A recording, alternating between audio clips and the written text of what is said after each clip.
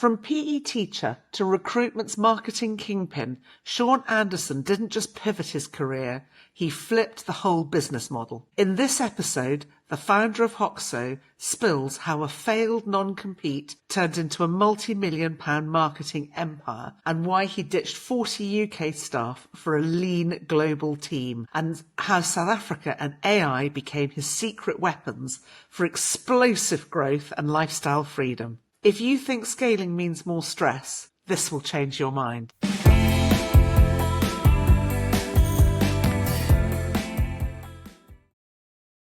Hello and welcome to this week's episode of the Outsourcing Edge. Today, feeling very lucky, got the wonderful Sean Anderson, CEO and founder of Hoxo, one of the country's leading marketing authorities on LinkedIn and all things marketing for recruiters. Hello, Sean, how are you? Good morning, Emily. I'm good. How are you?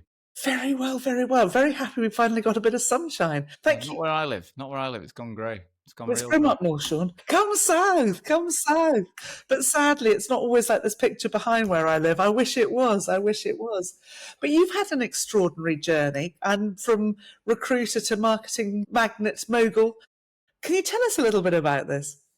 I went from being a student who I did like a degree in sports development and coaching, which is loosely connected to being a PE teacher, but wasn't directly a PE degree, to going into sales, to then going into teaching, becoming a teacher. Did that for 3 years, moved over to Australia as a traveller in early 20s, got into recruitment because my teaching qualifications weren't valid. Did a couple of years there, moved to the UK and did 5 years at an agency, a recruitment agency in London, where I became pretty good. Like I was, their top performer, top biller, became a manager, built the first team to generate £1 million in profit. And then I was launching a recruitment company called Hoxo. That is the name of my company today, with my business partner, Amma, who is my best mate from the first day of uni. And we had the same, our CVs are identical. It's crazy. And then I launched Hoxo in a completely different direction than was intended. For 2 years of planning a recruitment company, at the final hour, I changed the plan. Amma was not excited. I basically went on this rampage of 2016 was quite an interesting time. If you remember, social media was really just kicking off. Like LinkedIn was nothing like it is now, but podcasts were really starting to take shape, what we're doing today. And I was listening to shows all over the world. And as an aspiring entrepreneur, knowing I was leaving to start my own company, I started to really, really enjoy listening to entrepreneurs and different people. And then in recruitment, there's a little thing called non-compete, right? That when you start a company, you can't phone your existing contacts. And I always felt like I was very good when I was in the room with people. Like I knew I could impress clients and win business and all the rest of it. But for the first 6 months, not being able to get in a room with the people I knew, I was like, do I really want to sit there just bashing the phone? Like, do I want to, it just didn't excite me. And I thought the way in which I'm learning from people all over the world, the method could be the same method I use to open doors to get myself in rooms. And there's nothing in my non-compete that says the market I know can't watch me or listen to me. I just can't ring them. So I went on this really aggressive learning cycle. I bought courses. I was attending webinars. I even found a mate that was in marketing that I grew up with who, I kind of started bouncing ideas off. And long story short, I got to the point where when we quit our job, we quit to launch Hoxo. I said to Amma, there's 2 things I want to do. I still want to do the recruitment company, but I want to build it around my personal brand, which he was like, I don't even know what that means. But I was like, I want to be everywhere. And I don't want to rely on bashing the phone before 10 a.m. to get older people. I'd rather they come to me. And then I also said, at the same time, I've got this marketing guy I know I trust. He's going to help me build my brand. Why don't we sell him out as a non-competing recruitment companies as a service, market, basically Sean Anderson's playbook, but for other recruitment founders. And Amma was like, he's a business guy. He's like, I like the sound of that. I like the sound of, extra revenue. So we quit our job. And in the 4 weeks of garden leave, while we were setting up the recruitment company, I just went out and tried to sell this concept to non-competing recruitment companies. And I signed 4 clients in 4 weeks, paying me a couple of £1,000 a month on a retained basis to do this. And I'm like, I wouldn't have done 4 recruitment deals in month 1, not in the market I served. So I was like, are we missing a trick doing the recruitment thing? Why don't we just do this? So then we came to the conclusion that there was 6 months of non-compete that we could just burn that away by focusing on recruitment and then on recruitment agencies as a customer base and then do the recruitment if we want to. And then long story short, we never did the recruitment. We never launched a recruitment company because we were so busy and we didn't have a clue what we were doing. That's for sure. And we made some terrible, but we didn't even work in it. Looking back, there's some real cringe moments where you think, did we really say and do that? Did we sell that? Did we try and sell that? It worked. Yeah, well, it got me where I am today, I suppose. No, that's fantastic. And where are you today now, Sean, for the people who don't know who you are? Yeah, for those that don't know, I run a company called Hoxo. We are I'd say we're a coaching and advisory practice to the global recruitment industry from a demand generation, branding perspective. So we help recruiters create brands that clients want to work with, that candidates want to represent them, and get exactly what I said. We help them reverse that and that methodology. So candidates and clients come inbound as opposed to outbound. I've worked with over 1,000 companies since we started the company, but when we really found our feet was in the pandemic, when we launched our coaching business from a marketing agency to a coaching business. We've worked with 700 recruitment businesses since the pandemic. It's a lot. I've got a team of 10. We scaled it to 40 and back down to 10 because we realized that offshoring, AI, there was all these amazing solutions where we could maximize profit but maintain revenue. And we've consistently done over 2 million in revenue a year, but we're now increasing profit by offshoring and AI. Which is the magic combination, which we'll come on to in a little bit in a minute. Indeed. But no, it's a fantastic story. And I love the fact that you just parachuted in and hoped for the best. I think that's a story that so many entrepreneurs can relate to, that there's an extraordinary, I think you've referred to it as founder energy. There's something unusual there. Yeah.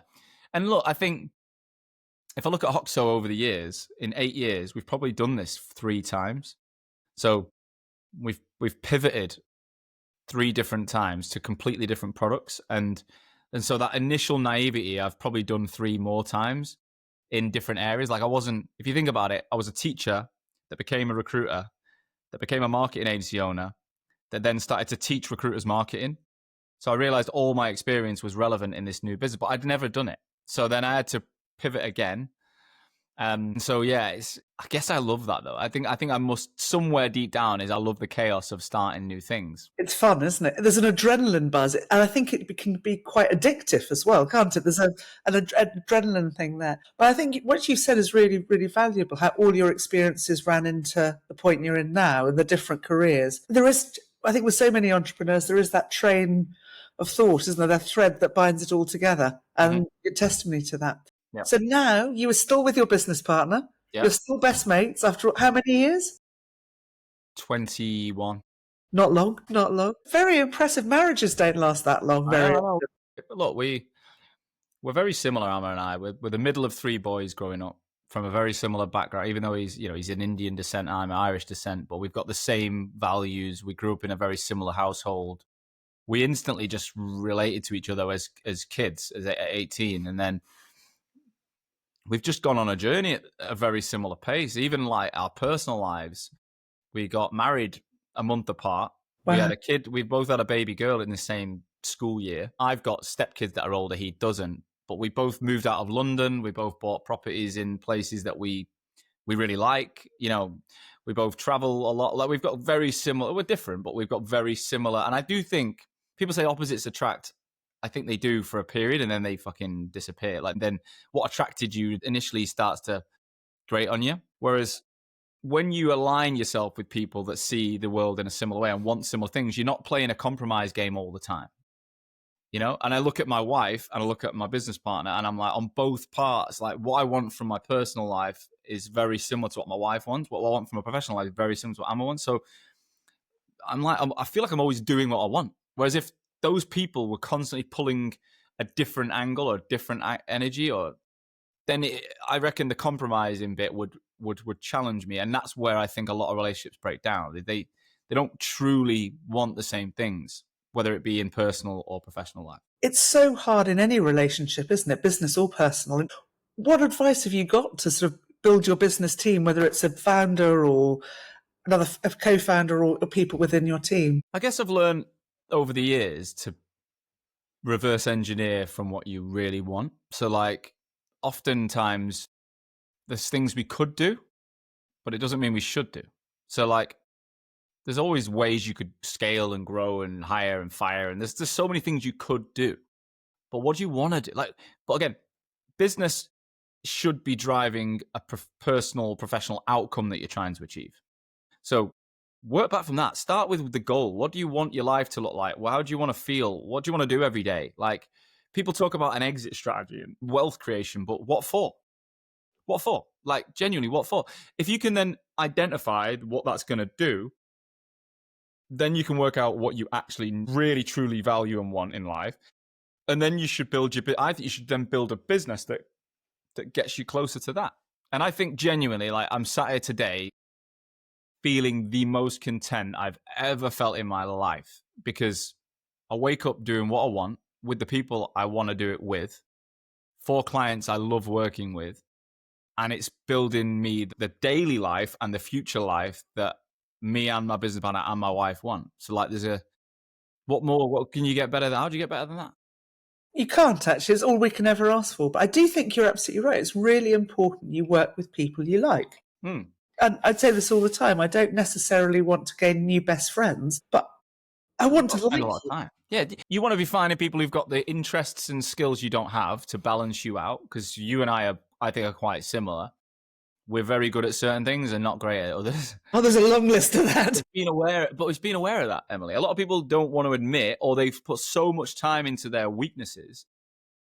When you could hire someone in South Africa to take away a pain that you don't have, and then you can just focus on all the things you want to do in a day, that's like, you'll make that salary back tenfold by doing what you're good at. Especially if it's a sales type role, like it's just about, I used to think it was a weakness that I was not very good at certain things, and now I'm like, it's a strength that I'm good at the things I'm good at, and that I'm able to delegate or even think about delegating the things I don't want to do.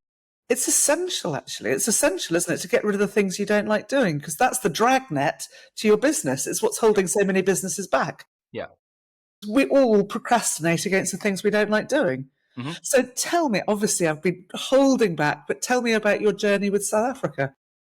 Sure. So we grew, as I said, everything changed in the pandemic for me. So the business in the UK was maybe 16 employees. We had about 30 retained customers, UK based, maybe one in Ireland, going into the pandemic. And we were selling physical, like retained projects. So we would literally be like going to events, filming videos for clients, filming in their office. We were like an outsourced marketing department, right? And we had about, like I say, 16 people, me at the front selling. My business partner was kind of doing a bit of everything at the time. Like he was a bit like an operational cleanup, managing crap, finance, you name it, he did it. So I could just sell all day and build my brand. And then behind us, we had account managers and copywriters and designers doing all the work. Anyway, as we hit the pandemic, there was a couple of things that happened. I went, I don't actually do any of the work in this business, and neither does Amma. Like the two people who own this company, we don't actually deliver the output of the product, right? So we had to create something, I felt, that was built around actually me to deliver it in the short term. Because if everyone said like marketing will be the first thing to go, so if I had to let my team go, I didn't actually have a business.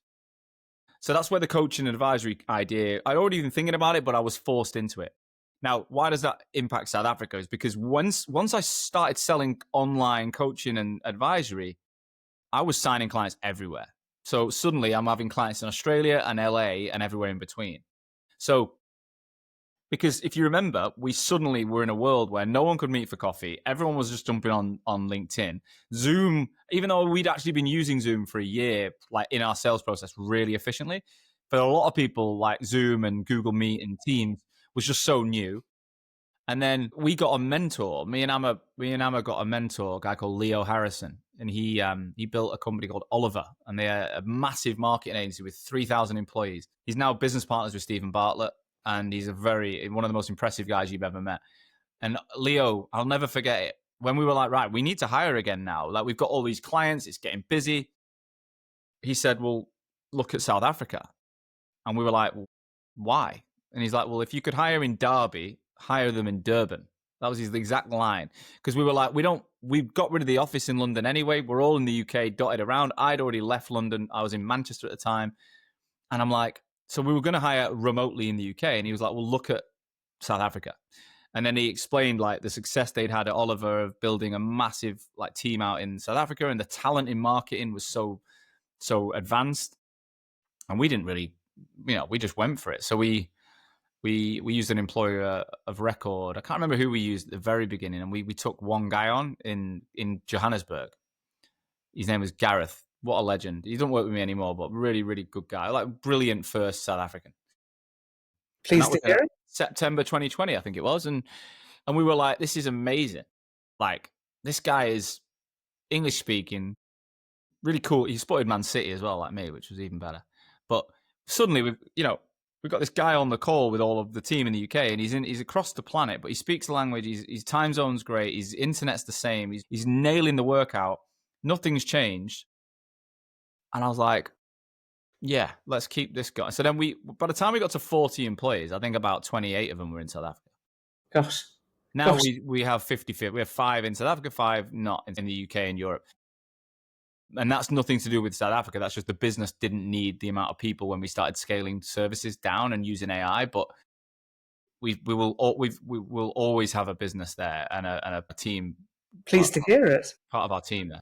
What would you say is the biggest differences between having the people in Durban as opposed to Derby? Apart from the cost and the standard. I'd say that the work ethic from every single hire we've ever made in South Africa, I'd say comes with an element of drive and energy that you can find is a bit hit and miss sometimes in England. I just think, sadly, I just think they're culturally more driven to work, probably due to the fact that it's a difficult place to make money, and there's political challenges and all sorts. So I think adversity typically drives an energy.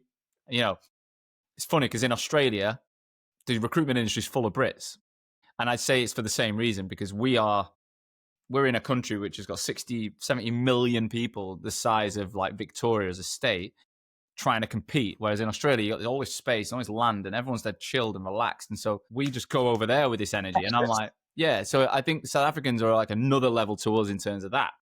But I also think you can find, I don't know, I just think it's been really, we found some really credible, experienced people as well. So like you're getting a really good like energy and attitude, coupled with obviously the cost is a big factor. When you more than that, isn't it? It's not just about but when you weigh into the fact that you can get someone with actually really good experience at cheaper than, say, a graduate here, then you're like, right, it's not just about spending like a minimum amount, but actually we're getting like the top quality experienced people at a fraction, like less than a graduate.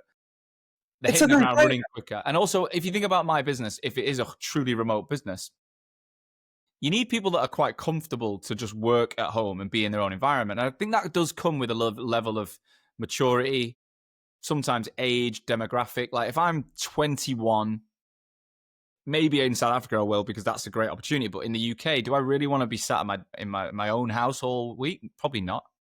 So my team are all, I'd say, late 20s and above. So we've got that kind of like, they've already done the hard yards. They've already been on the train into Johannesburg or Cape Town. Like they've done the bits that we did in London, and they're at the same point mentally as we are, which has been great. I think you're absolutely right. It's that magic formula of you can get cheaper and better quality with a bit more flexibility. That's the golden ticket to grow any business, isn't it? It's such an opportunity. Would you look at any other countries now, or are you South Africa first? We've got a guy in the Philippines as an editor, a video editor, who's been great. We trialed that, and yeah, he's been fantastic. We just wanted to see how it compared to South Africa. I'm just looking at a similar thing, and the cost actually isn't much different, is it? No, it's a bit lower, but I'd say I think South Africa is more for client-facing work. I think it's almost like, say, it's the same level as standard here. I don't know. Maybe I've not met enough people in the Philippines to make a complete judgment. Yeah, with the combination of the time zones and the English is the first language, and there's obviously huge cultural differences in South Africa to the UK or America, but there's so many that are the same. More similar, yeah. And if you think, we were told that the Filipinos will work British hours, but when you get under the bonnet, they work like 50% British hours and the rest you're in bed or whatever. And like, I get it. You don't want someone working like in the night or whatever. South Africa, it just feels like they're in the UK. I think that's the best bit. Obviously, I think there's other regions across Africa now popping up, like Ghana and Nigeria, that are trying to do very similar things. And I'm not saying I'd never look at it, but at the moment, I'm pretty content with the model we've got and the people and the regions. Like, we've literally just brought someone in we've got 2 in Durban now. We just brought a guy in, Levi, a couple of months ago, who was a friend of one of my team there.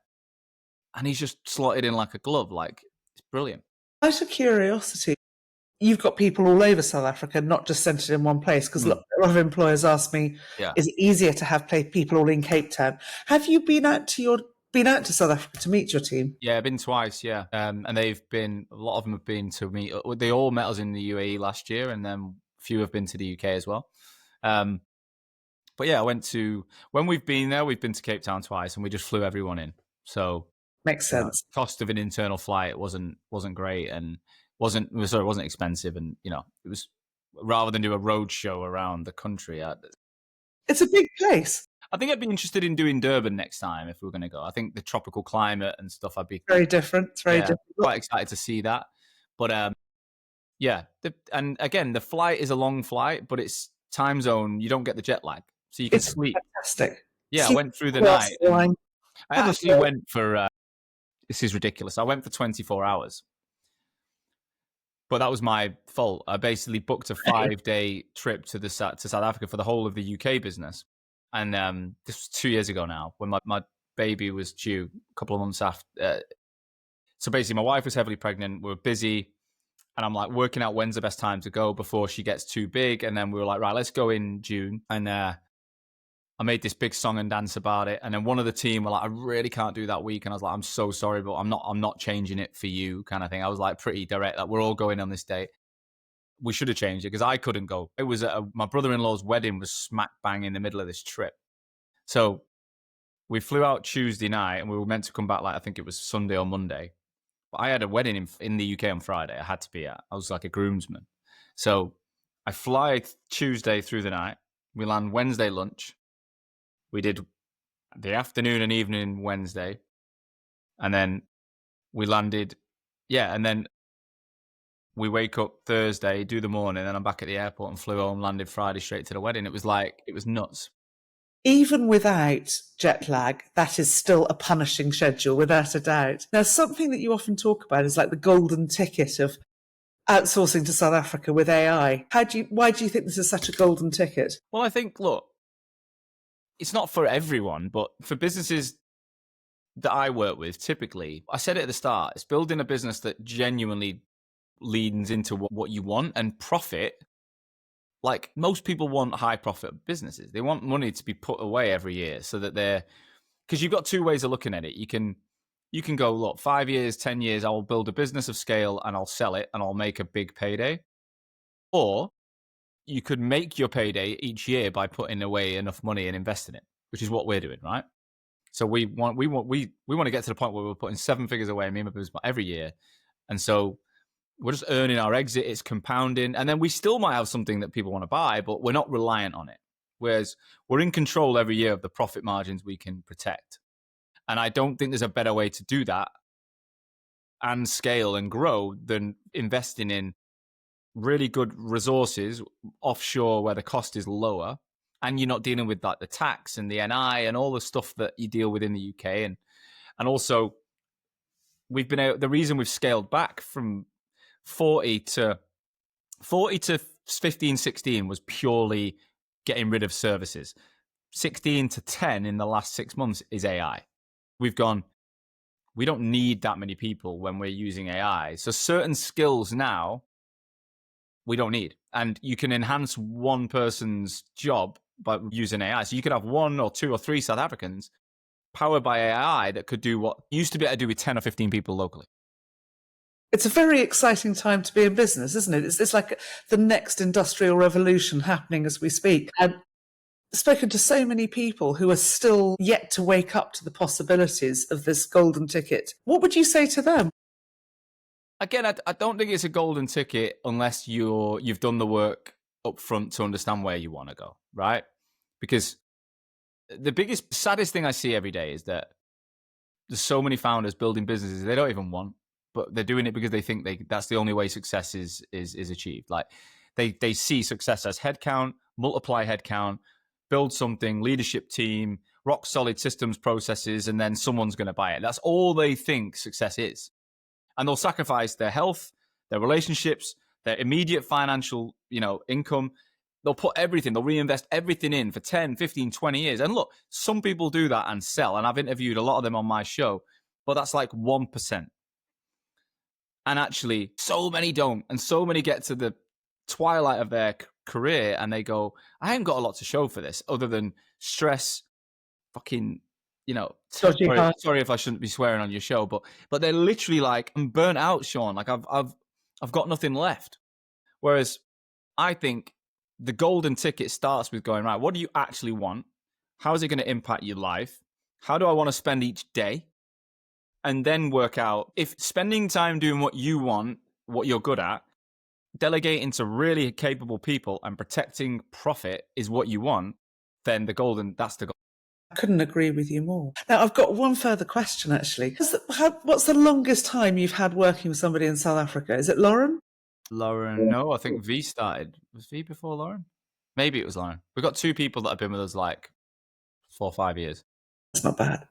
You must be doing something right. And how do you manage a team? Because you've got some people in the UK as well, haven't you? Yeah, so Lauren, interestingly, Lauren was in Cape Town and moved to London, right? So she's our ops and marketing director. She's like the glue between everything because she's here on the ground, but she's from South Africa. So she understands everything. She flies home regularly. Like, we are lucky there. But because we're only remote, it doesn't actually make a lot of difference. Like, we're not meeting up every 5 minutes here and they're feeling left out. Like, it's genuinely, we're all on Zoom daily, catching up and chatting, and they're in the chat. And it just does not make that much difference when you are. I think businesses that struggle with any offshoring will be where everyone's in the office and then suddenly they've got 2 or 3 people in South Africa. What would your advice be to bridge that gap? Because there's plenty of people that do that successfully. I'm interested to hear what your viewpoint on that would be. Again, I'm only talking out of ideas really, because it's just not how I run my business. But there's 2 ways of looking at it. I think, the thing you've got to try and do is make as much of the stuff unified as much as possible. So, for example, even if you're in the office, you might have to do your kickoffs online.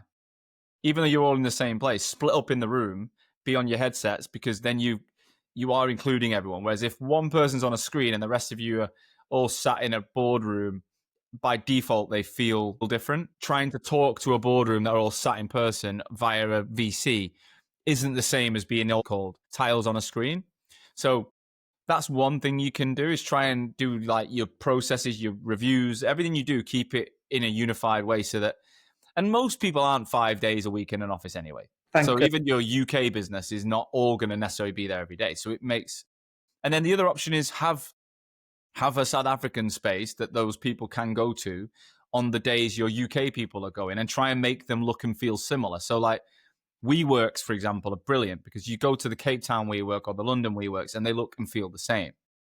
And that's what we used to do, is even though none of us had offices, we gave people WeWork passes.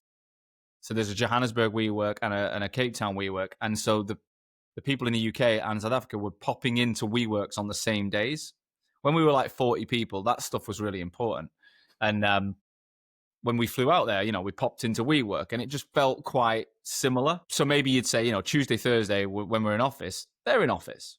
But again, that requires you then to double down on in one city. That might limit, but there's still not great people. It's not a major issue, is it? So I think it really matters how you want to run your business, and there's no right or wrong way. But I think trying to make things feel as similar on both sides, Africa and the UK is or US, wherever you're listening from, that's probably the one thing you should be striving for. Great advice. And what advice would you give a founder who is considering and nervous about offshoring for the first time? Again, I think it depends on that remote piece. If you've never hired anyone remotely, I can understand why offshoring is nerve-wracking, because you're like, everyone's in an office. I've never done this. So there's a kind of a different angle there. If you've already hired remote, I think it's just a no-brainer. Like it's just literally makes no difference. Because again, even if you did want them to come to the UK once or twice a year, the cost of the flight would be lower than adding the cost of a UK headcount on top of what you pay. So, and they get a trip out of it and it's fun and you might get a trip out of there. So I think it's really about managing. The question is, your business is called remote recruitment, right? It's not called South African recruitment. Now, you do focus on that, but I think it's really about the remote piece that the question is.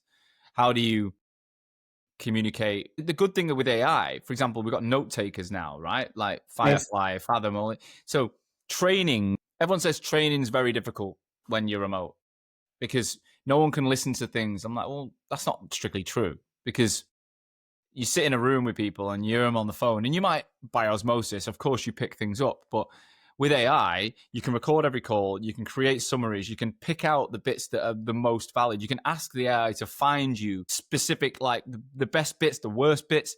Like you've got like a ready-made trainer with AI plugged in. So when things are delivered remotely, you've actually got a better opportunity to see what's working and what's not. Because otherwise, if everyone's just doing it on the phone and in meetings, you haven't got the data to see what's truly happening. And data-driven decisions are definitely the way forward. Obviously, as an entrepreneur, you can never say never. But do you ever envisage a world where you would go back into the office with real people around you? And not in this business, no. There's other businesses I perhaps would get involved in that would, yeah, but not doing what I'm doing today. Nah, I don't. And even if I did, it would never be 5 days a week. I think it'd be very hard to go back, wouldn't it? I can't handle the amount of questions, the travel, do you know what, as well? It's like there's a level of stimulation you get from being in an office that and the surrounding noises and sounds and smells and food options and things. Like when I go to London for a couple of days, I feel very overstimulated. Like it's like a baby when you're banging out YouTube to a baby or something. They're like I've learned to really like the kind of quiet life of plugging on my laptop. After this recording, I'm going to plug, I'm going to be off it. And no one's going to be ringing me or I'm going to have a bit of time without my phone. I'm spending time with my daughter. Like this. There's a balance, isn't there? Yeah, but I can't do that in an office. Like, so when I go to London, I love a couple of days. Don't get me wrong. Like I was there last week doing my show in person. It was amazing, but bloody hell, I enjoyed getting out of there. Really enjoyed it. I have the same relationship with London. I pull into King's Cross and I'm pumping. I'm really excited. I'm back in London, best city in the world. And then when I get off the train the other end after however long. What I do think is we are going to need human contact though. Like we can't just live our whole lives virtually. And like my brother lives in Peru and runs plant medicine ayahuasca retreats, right? We were talking about this yesterday. He's got an amazing life. He was an entrepreneur twice, sold one business, shut the other down, just figured out he wasn't happy, working like an absolute nutter. He lives in the Sacred Valley near Machu Picchu. He's got a little boy. He's bought this plot of land. They've got this house to turn it into a retreat center. But I'm not personally not necessarily called to the plant medicine bit, but the thought of going to Peru, being in the nature, walking, spending time with humans when you live a very digital life, I think we'll be spending money and there'll be more services where we can spend time with people in person, but out of choice to get what we want from it, rather than being forced to sit next to someone at work that you're not necessarily, that happy about. And having to commute in a hot, sweaty, swelly, yucky train. Nobody wants that anymore. I think it's a very exciting world, and it's an opportunity to level up as well a little bit, especially with certain of the apps that are coming out that actually you can earn a decent salary, whether you're in Cape Town, you can earn decent money. It doesn't matter if you're in Cape Town or Camden. And that is just game-changing and an opportunity to level up. Agreed. Sean, thank you so much for your time. Really appreciate it. I'm sure everybody's going to be loving listening to you as always. Thank you so much. And that's it for this episode of the Outsourcing Edge. Thank you so much.